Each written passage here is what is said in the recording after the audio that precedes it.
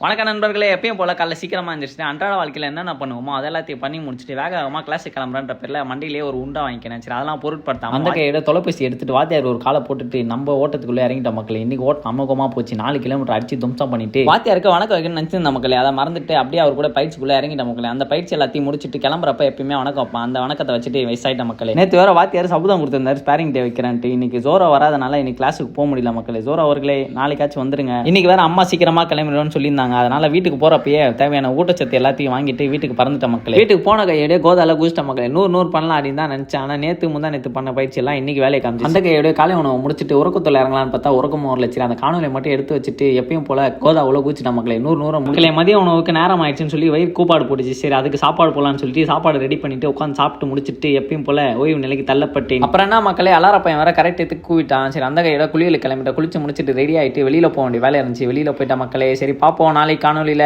இத்துடன் விடைபெறுகிறேன். நான் தான் உங்கள் லுஃபி. Tata, by by.